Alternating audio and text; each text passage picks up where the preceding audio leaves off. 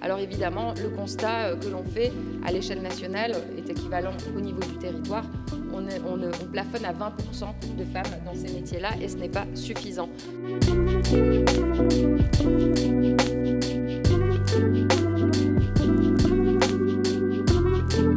Bonjour mesdames, messieurs, Olivier Biscay, je suis le directeur de la rédaction de Midi Libre. Ravi de vous retrouver ce matin pour ces premières assises régionales de la féminisation des métiers et filières numériques. Une matinée dense, faite d'échanges, de rencontres et de témoignages. Vous allez le voir toute la matinée avec plusieurs tables rondes et plusieurs présentations de projets. Avant cela, nous allons donner la parole aux acteurs du territoire, partenaires et opérationnels autour des métiers et filières numériques. Je vais démarrer par Inemad. Vous êtes vice-présidente de Montpellier Méditerranée Métropole, ici chez vous finalement, déléguée au développement économique et numérique. Je vais vous laisser prendre un micro pour nous dire un mot sur ces premières assises régionales de la féminisation des métiers et filières numériques, un sujet important pour la métropole de Montpellier. Inemad. Bonjour à toutes et à tous, évidemment très important, mais permettez-moi tout d'abord de vous souhaiter la bienvenue ici en salle de conseil de métropole. Ici est animé le débat démocratique et donc c'est un sujet, je pense aujourd'hui, qu'il faut savoir prendre et participer, prendre sa part. Nous sommes tous partie prenante de ce sujet. Je remercie l'ensemble des intervenants ici ce matin parce qu'évidemment, je pense que ce travail doit être réalisé ensemble. Et je pense que Pôle emploi, l'Académie, l'ensemble des professionnels, des experts, et puis suivis par les ateliers, ont des choses à apporter pour pouvoir nourrir et alimenter l'identification des solutions. Enfin, je remercie la Mêlée pour son engagement. Alors souvent, tout à l'heure en échangeant, on parlait de mais finalement pourquoi il faut plus de femmes. Je pense qu'en fait il faut plus de femmes. Alors c'est une cause qui me parle. Je suis d'abord une femme également qui travaille dans le numérique depuis quelques années et qui milite pour davantage de femmes dans les entreprises, au sein des boards, dans les instances de décision.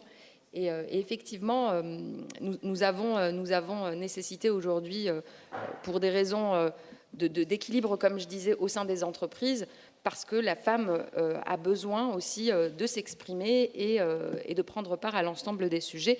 Et il n'y a pas de métier qui doit l'en exclure. Alors, pour la métropole, évidemment, c'est un réel sujet. Et les actions que l'on mène en interne, et d'ailleurs, j'excuse le maire-président Mickaël Delafosse et je suis ravie de le représenter aujourd'hui. Nous avons œuvré dès le départ, dès notre arrivée, à une parité égale, que ce soit au sein de l'administration ou parmi les élus. Donc cela faisait longtemps que nous n'avions pas autant de femmes dans l'administration et au sein des élus, parce que c'est une cause qui est, je pense, générationnelle, mais qui est importante, et il faut faire la preuve immédiatement de nos convictions. Donc ensuite, nous travaillons évidemment avec l'ensemble des associations. Nous œuvrons, qui œuvrent, elles, pour la féminisation dans les métiers du numérique, mais pas que. Et donc il y a, je peux citer, les premières qui travaillent, qui accompagnent les femmes entrepreneurs dans le numérique, parce que le numérique, mais pas que, mais le numérique traverse l'ensemble des filières aujourd'hui. Pour commercialiser, on ne peut pas se passer du digital. Donc on y accède également. Il y a évidemment la Mêlée, mais aussi Digital 113. Il y a aussi la French Tech Med que nous soutenons, accompagnons et qui œuvre, et notamment la French Tech Med avec récemment la signature du pacte parité pour pouvoir engager davantage de femmes au sein des instances décisionnelles, comme je l'ai dit tout à l'heure. Alors aujourd'hui, ça représente à Montpellier, enfin sur le territoire de la métropole, 4000 entreprises, dont 90% de sièges à Montpellier et près de 27 000 emplois. Et les 70% sont issus du Business and Innovation Center, l'incubateur qui est géré en régie par la métropole et qui accompagne les innovations technologiques. Alors évidemment, le constat que l'on fait à l'échelle nationale est équivalent au niveau du territoire. On plafonne à 20% de femmes dans ces métiers-là et ce n'est pas suffisant. Donc ces engagements nous poussent, à horizon 2025-2028, à atteindre plus de 40%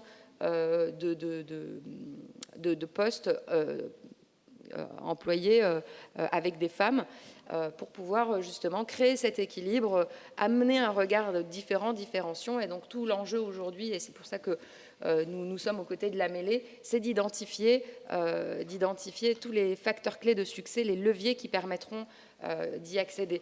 Et permettez-moi aussi de citer la Fondation Face Héros, qui œuvre très régulièrement pour ces raisons-là, et dont je salue l'arrivée de Michel d'ailleurs, qui œuvre aux côtés d'elle, justement pour sensibiliser dès le plus jeune âge, parce que je pense que l'enjeu aujourd'hui, c'est de rendre attractifs ces métiers chez nos jeunes.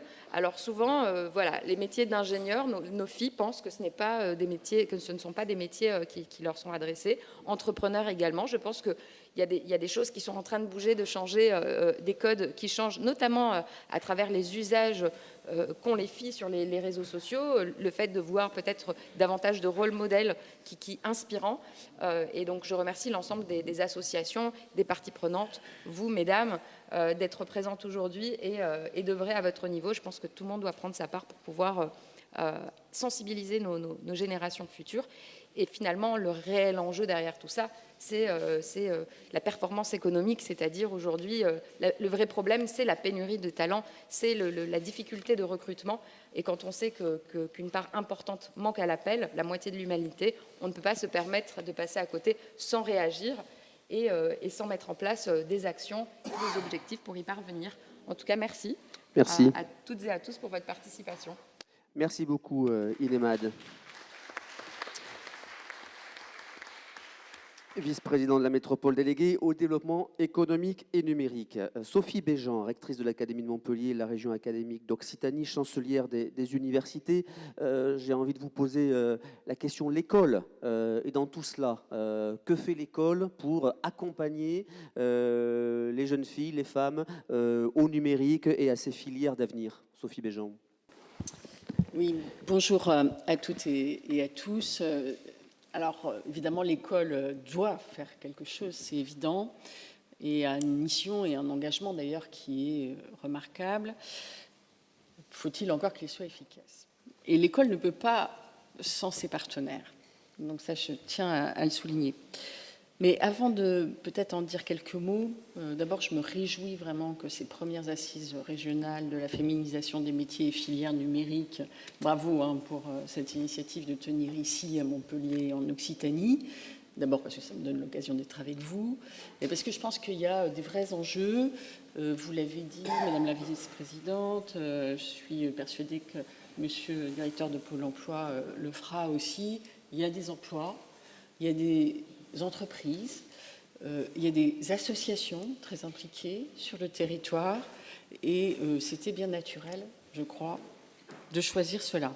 Il me semble d'ailleurs que le développement des activités économiques sur les industries créatives sont un levier supplémentaire. Ce n'est pas seulement les entreprises numériques, mais finalement c'est l'ensemble des domaines d'activité, et notamment celles des ICC, qui peuvent proposer des emplois et donc des perspectives pour les femmes, parce qu'elles sont trop peu nombreuses. Vous avez cité le chiffre de 20% des emplois occupés par des femmes dans les métiers du numérique, et c'est évidemment ce qu'on retrouve quand on regarde la proportion d'élèves filles en numérique et sciences informatiques ou en sciences de l'ingénieur. Sur les filières techniques, on est même en deçà de ces chiffres, ce qui est évidemment préoccupant. Alors c'est la raison pour laquelle le ministre de l'époque m'a chargé, il y a 2 ou 3 ans maintenant, d'établir une concertation avec l'ensemble des acteurs, avec des chercheurs, des chercheuses, avec des associations engagées sur ces thèmes, avec les représentants des personnels aussi, pour voir comment la réforme du baccalauréat devait être orientée, modifiée, pour faire qu'on arrive à plus de mixité dans l'ensemble des disciplines. Alors je le dis dans l'ensemble des disciplines parce que c'est évidemment attirer plus de filles dans les métiers des technologies et du numérique, mais aussi d'attirer plus de garçons finalement sur les humanités, sur les langues, les arts, où ils sont trop peu nombreux. Je ne vais pas vous raconter tout le rapport ni toute la concertation, mais dire quelques mesures importantes et qui me paraissent essentielles. La première, c'est de se donner des objectifs cibles. Vous avez dit 40%, on vise 40%. Parfois, on se dit, dès qu'on a dépassé les 30%, alors on commence à rentrer dans une vraie mixité.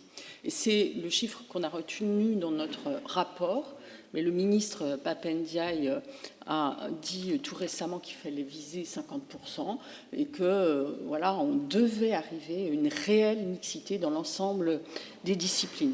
Se donner des objectifs cibles, on dit parfois des quotas, ça a été la seule solution pour avoir plus de femmes en politique, pour avoir plus de femmes dans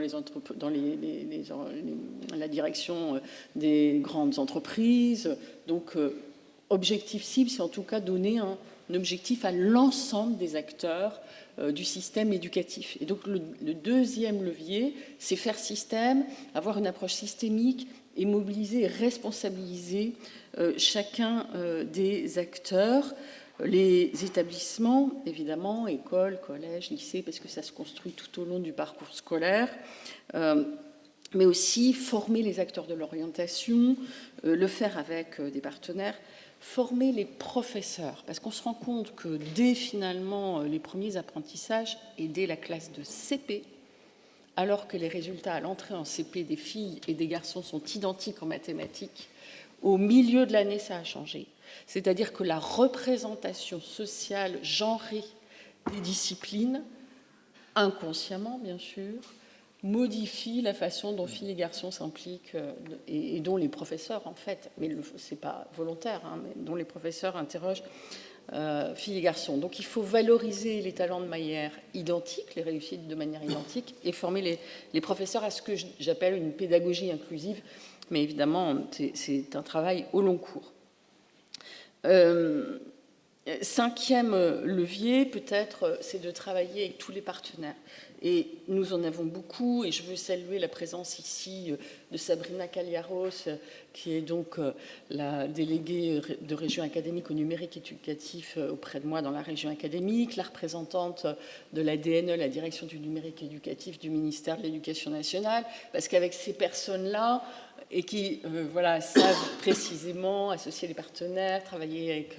je ne peux pas les lister toutes, vous êtes trop nombreuses, je crois que vous êtes beaucoup représentantes ici. C'est ensemble qu'il y a des rencontres, il y a des journées dédiées, et des visites, des stages, des initiations au codage, enfin toute occasion qui permettent de mobiliser. Et juste pour donner un chiffre, dans la région académique, plus de 10 000 élèves ont bénéficié de 200 ateliers ou opérations organisées par les acteurs. Donc, c'est évidemment essentiel. Puis, le sixième levier que je vais évoquer, et là, on a une expérience dans l'Hérault, et donc, évidemment, à Montpellier aussi, avec une douzaine de communes et de communautés de communes, avec les territoires numériques éducatifs, où là, c'est un plan d'action qui est porté au niveau national par notre ministre, notre ministère, pour vraiment agir à tous les niveaux pour le numérique et évidemment pour la place des filles dans le numérique. Alors pour conclure peut-être mon propos, moi il me semble que, d'abord je vois beaucoup de femmes ici, je crois que nous avons besoin des hommes, et merci à ceux qui sont là. Voilà, c'est la première chose. Mais la deuxième chose, autour du numérique, finalement, il y a à la fois des espoirs d'emploi, de perspectives, mais aussi des craintes de ce que le numérique transforme dans la société, de ce que ça crée sur les réseaux sociaux. Enfin, c'est un peu l'articulation d'ailleurs entre numérique et usage de l'information. Je parle là, un acteur des médias. Il me semble que les femmes que nous sommes, les associations, les entreprises, les acteurs publics, avec les hommes qui nous rejoignent, qui partagent la même ambition, nous devons raconter une histoire positive de la société vers laquelle nous souhaitons emmener notre société, notre pays, mais où la place des femmes va apporter du positif dans cette vision. Je pense que les femmes peuvent porter cette vision-là. Et évidemment, nous, à l'école, on portera de la petite école jusqu'à l'enseignement supérieur. Merci beaucoup, Sophie Béjean. Merci.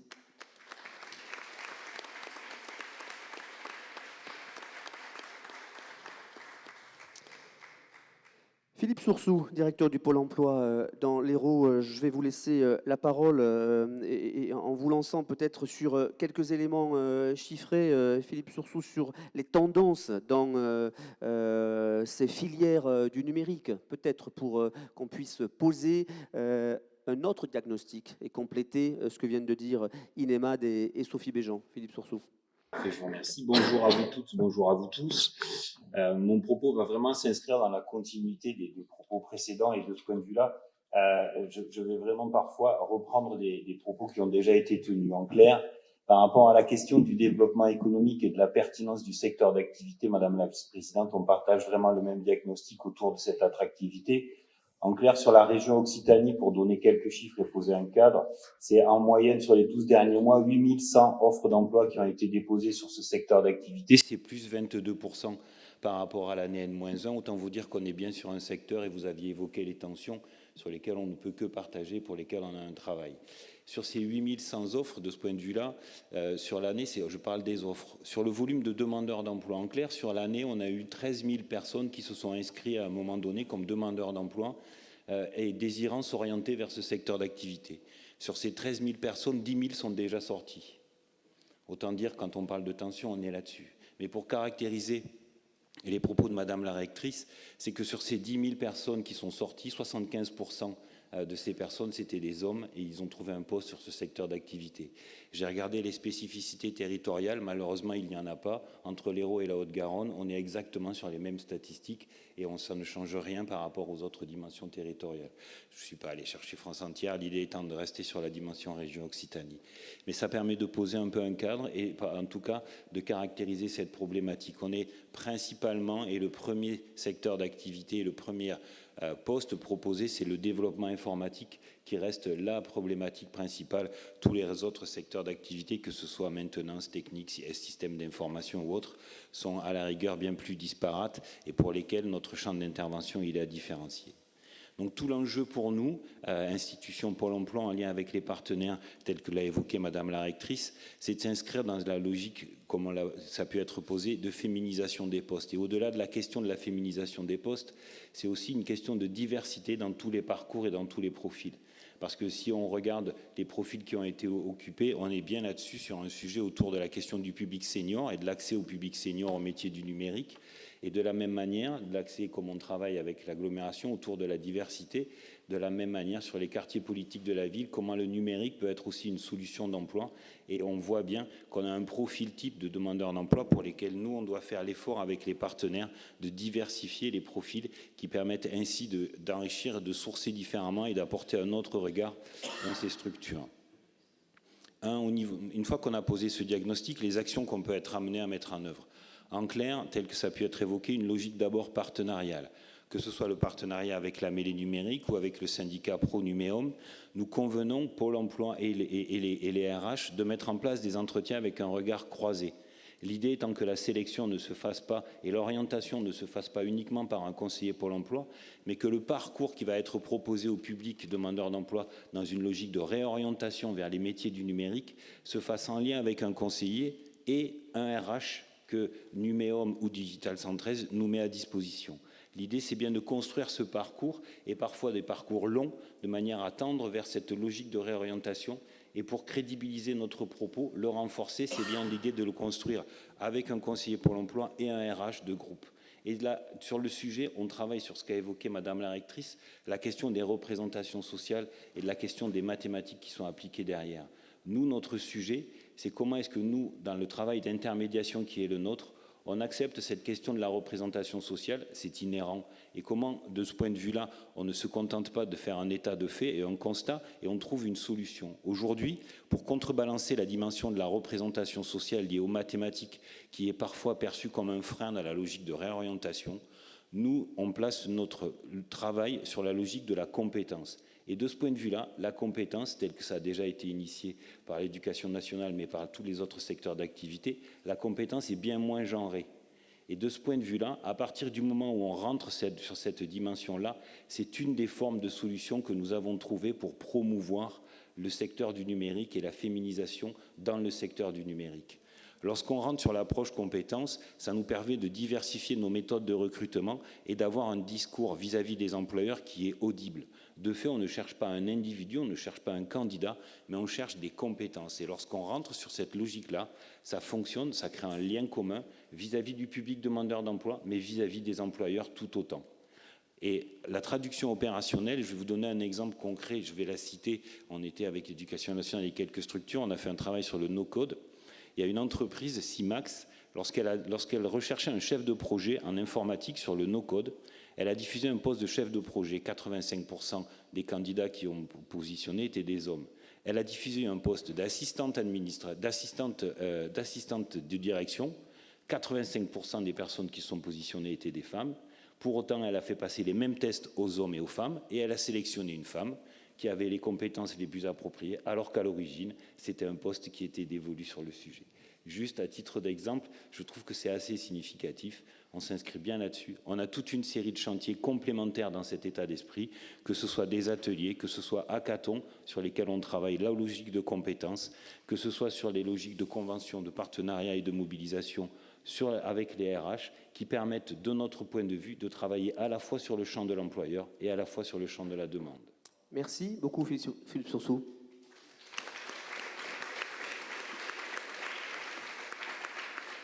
On voit bien en effet la complémentarité des actions qui sont conduites et vous les présentez parfaitement bien tous les trois depuis tout à l'heure, l'ouverture de ces premières assises. Je vais donner la parole à Édouard Forcy, président de la Mêlée, qui va conclure cette première séquence. Édouard Forcy. Bien, très heureux, merci pour cet accueil, merci Indemad et Montpellier Métropole.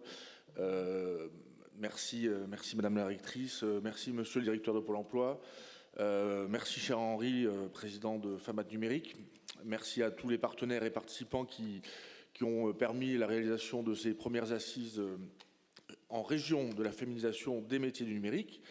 Voilà, un grand honneur d'être présent aujourd'hui et de pouvoir ensuite avoir ce duplex avec Monsieur Barrot. La Mêlée, en quelques mots, travaille depuis l'an 2000, donc 23 ans à Toulouse, à Montpellier, sur tous ces territoires de cette grande région d'Occitanie, avec 13 départements, en s'appuyant sur ces 500 adhérents, ces 15 commissions, une équipe de 40 collaborateurs.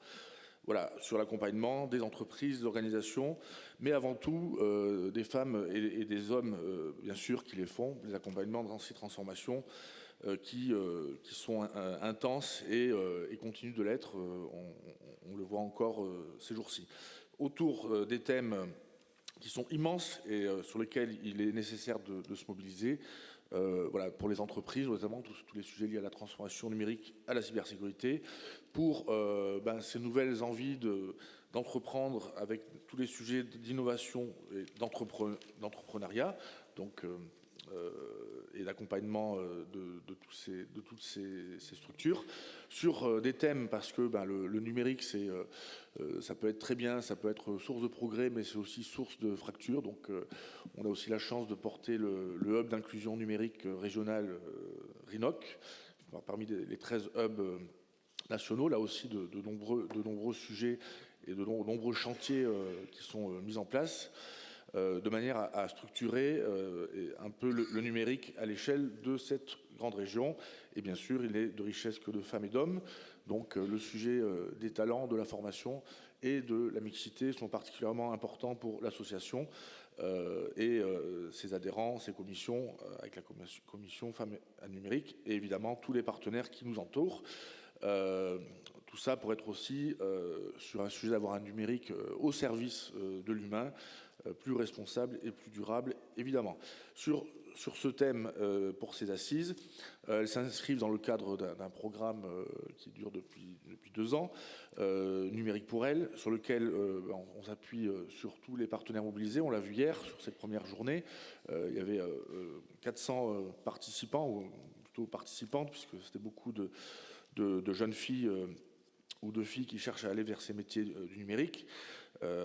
Voilà, mais c'est une goutte d'eau évidemment dans l'immensité de l'océan que nous avons devant nous. Donc il y a une vraie urgence à trouver et à faire en sorte que ces 50% de talents viennent plus dans ces métiers. Aujourd'hui, pour finir, on est heureux d'être ici à Montpellier, en Occitanie. Comme je disais hier, vous êtes aujourd'hui un peu la capitale du numérique entre ces assises et puis les annonces qui doivent être faites dans la journée par le président de la métropole sur des sujets proches. Et donc, on souhaite poursuivre ces mobilisations. On vous appelle toutes et tous à rentrer tous ensemble dans cette mêlée, voilà, de manière à aller plus loin pour franchir un peu ces montagnes qui sont devant nous, mais qui ne sont pas infranchissables. Donc, entrez dans la mêlée, puis on vous redonnera rendez-vous aussi pour un nouvel événement d'ampleur. Ça sera fin septembre, la mêlée numérique à Toulouse. Voilà, merci à toutes et à tous. Merci beaucoup, Édouard Forcy. Merci beaucoup. On va laisser la parole à Henri Dagrin, président de la Fondation Femmes Numérique et délégué général du SIGREF. Henri Dagrin, quelques mots d'introduction, puisque nous attendons le ministre Jean-Noël Barrot, ministre délégué chargé de la transition numérique et des télécommunications, avec qui vous échangerez tout à l'heure. On va nous faire signe dès lors que la visioconférence est en place. Bonjour, mesdames et messieurs. D'abord, je voudrais remercier, bien entendu, et là je m'exprime en tant que président de la Fondation Femmes Numérique, hein, qui a été créée en 2018. Je voulais vous remercier donc la métropole de Montpellier de nous accueillir, remercier donc le rectorat pour son implication dans l'organisation de ces premières assises régionales en Occitanie des métiers et filières numériques, remercier bien entendu le directeur de Pôle emploi, particulièrement, effectivement, un grand merci pour l'implication de la mêlée. Je vais vous le dire, hein, en attendant que le ministre soit là, mais je le lui redirai, la mêlée est la principale organisation régionale dans les territoires que je connaisse à travers la France. Et donc, tout ce que l'on peut espérer, c'est d'avoir de tels dispositifs dans les autres régions de France pour développer cette démarche. C'est assez remarquable et il faut le souligner. Et donc, j'attendrai, bien entendu, que la mêlée nous aide à engager les autres régions de France. Ça fait une nouvelle mission pour toi, pour toute ton équipe, mais venir avec nous, que ce soit en région Bretagne, que ce soit en région Hauts-de-France, dans ces régions qui ont beaucoup de numérique qui existent, mais qui ne sont pas structurées comme vous pouvez l'être en région Occitanie. C'est assez remarquable pour être souligné. Peut-être un autre sujet, en attendant le ministre, c'est de vous dire que il y a 13 départements. Alors, développer cette démarche des assises régionales des filières et métiers du numérique, c'est bien de le faire au niveau de la région. Maintenant, il va falloir que nous réfléchissions ensemble pour savoir comment on fait dans chacun des 13 départements de la région Occitanie.